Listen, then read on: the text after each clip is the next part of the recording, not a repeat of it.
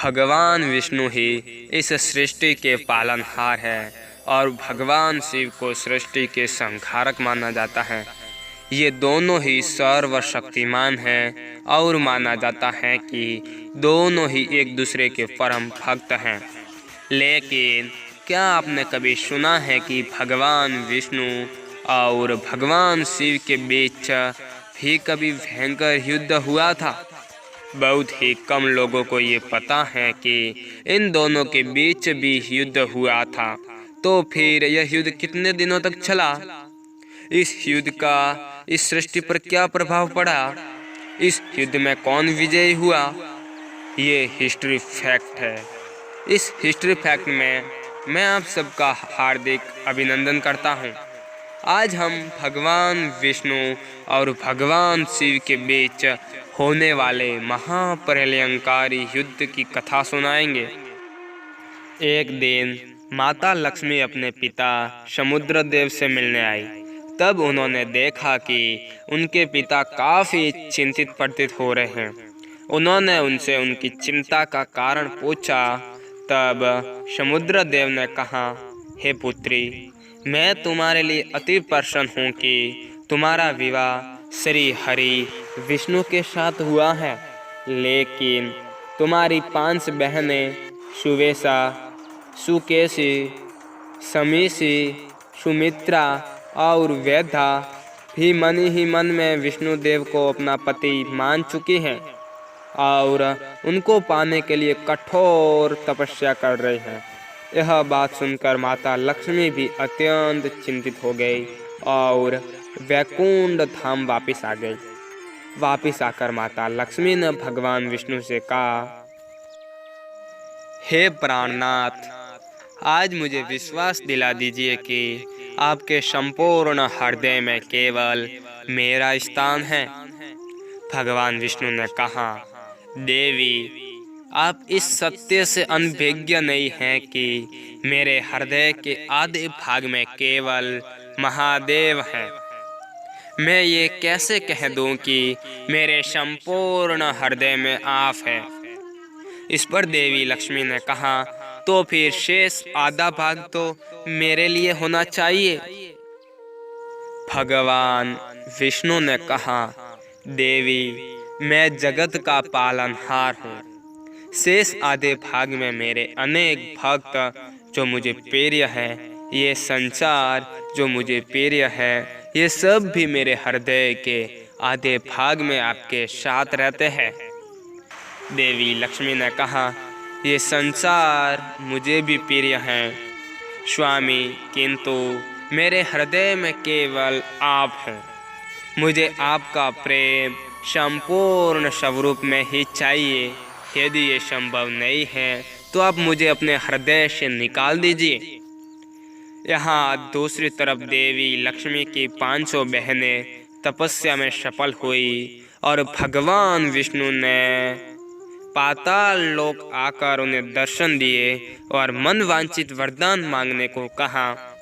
तब उन 500 बहनों ने ये मांगा कि भगवान, आप हम 500 बहनों के पति बन जाए और अपनी सारी स्मृतियाँ को, इस संसार को भूलकर उनके साथ ही पाताल लोक में वास करें। भगवान विष्णु ने उन्हें तथास्तु कहा और उनके साथ ही पाताल लोक में वास करने लगे। भगवान विष्णु के चले जाने से संसार का संतुलन बिगड़ने लगा। माता लक्ष्मी भी बहुत व्याकुल हो गई और भगवान शिव के पास गई। वहाँ माता पार्वती ने उनसे कहा, हे देवी, भगवान विष्णु तो जगत पालक हैं। आप उनसे ये आशा कैसे रख सकती हैं कि उनके संपूर्ण हृदय में केवल आपका ही स्थान हो?